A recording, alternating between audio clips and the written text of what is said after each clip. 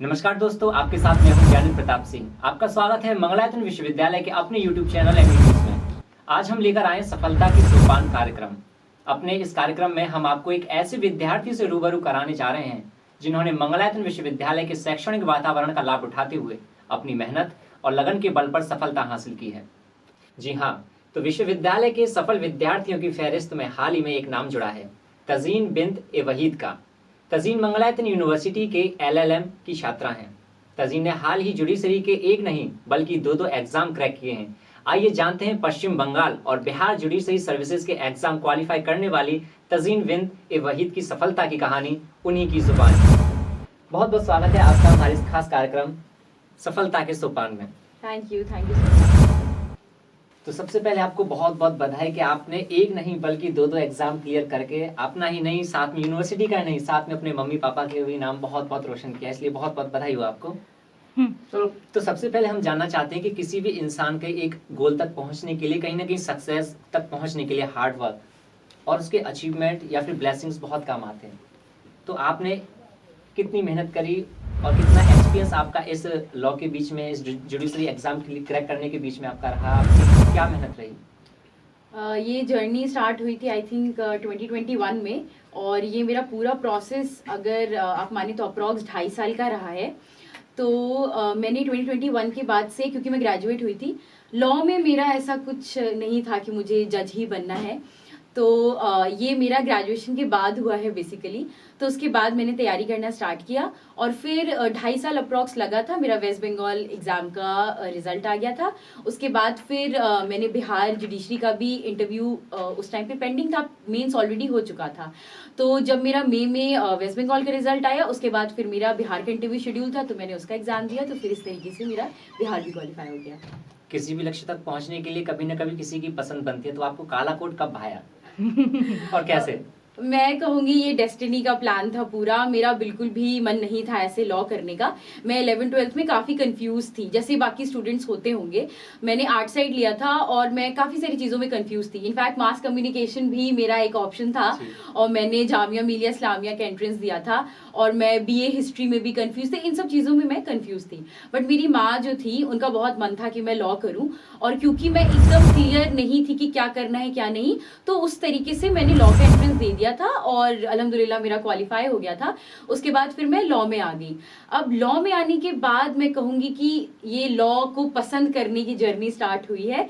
जब मैं लॉ में आई, मैंने इन सब्जेक्ट्स को पढ़ा धीरे धीरे, और जिस तरीके से law day to day life में इतना मैटर करता है, हर किसी चीज से छोटी चीज के लिए लॉ आपका रिस्पॉन्सिबल रहता है, तो ये चीज मुझे बहुत इंप्रेस करने लगी और फिर इस तरीके से मुझे लॉ पसंद आया। पर आज बात अलग है कि आप व्हाइट कोट पहनकर आएंगे, ब्लैक नहीं पहन के आई हैं, लेकिन कोई नहीं। बहुत अच्छी बात है कि किसी को एक अपॉर्चुनिटी नहीं मिल पाती, लेकिन आपके दोनों हाथों में लड्डू हैं, बिहार भी और पश्चिम बंगाल भी।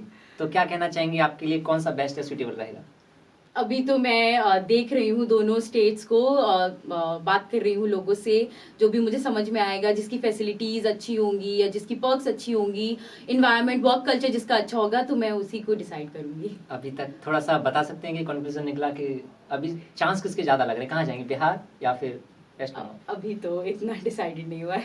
चलिए कोई नहीं, आखिर में संदेश क्या देना चाहेंगे कि विद्यार्थियों को कि किस तरीके से अगर वो कभी लॉ की फील्ड में यदि जाना चाहें तो किस तरीके से अपने आगे के स्ट्रगल को कंटिन्यू करें, किस तरीके से मेहनत करें कि आप जैसे एग्जाम्स को क्लियर कर पाएं?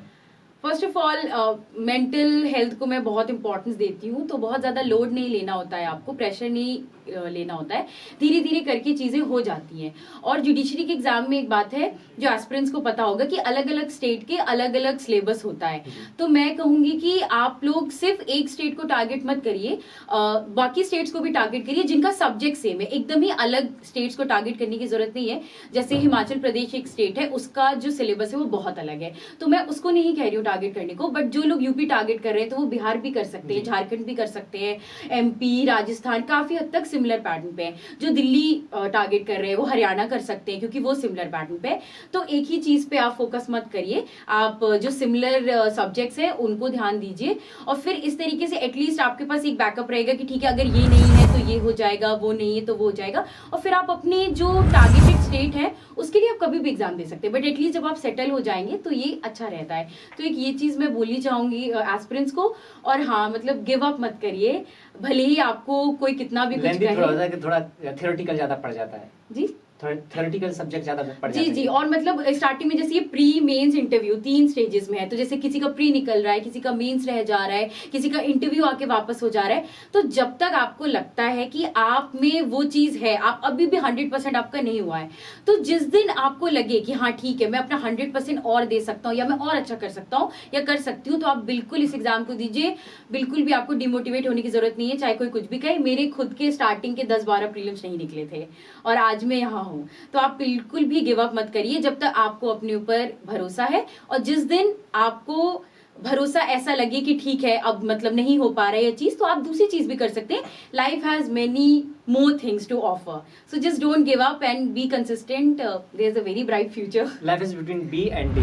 Yeah, B exactly. means to say birth and D for that, and there is Yeah. a little between C. C means choice. या एग्जैक्टली। तो So, मतलब nice इस answer. तरीके से आप मतलब आपको रिग्रेट नहीं होगा फिर फ्यूचर में। तो just go with the flow, be sincere, be consistent, don't give up easily and मतलब इतनी जल्दी आपको हताश होने Do की भी hard जरूरत work नहीं as well as smart work. या एग्जैक्टली। Okay, तो जाते जाते हम आपसे पूछना चाहेंगे, आखिर आप LLM की छात्रा हैं मंगलायतन यूनिवर्सिटी के अंदर, तो कैंपस के बारे में क्या कहना चाहेंगे? मैं बहुत शुक्रिया अदा करना चाहूंगी पूरी कैंपस का स्टाफ का। उन्होंने काफी ज्यादा सपोर्टिव रहे वो उस पूरी जर्नी में, तो थैंक यू। तो इसी के साथ प्रोग्राम को खत्म करते हैं और बहुत बहुत शुक्रिया आपका कि अपने कीमती वक्त एग्जाम के टाइम में आप हमारे साथ आज जुड़ी हैं, इसके लिए बहुत बहुत धन्यवाद। इसके साथ नमस्कार।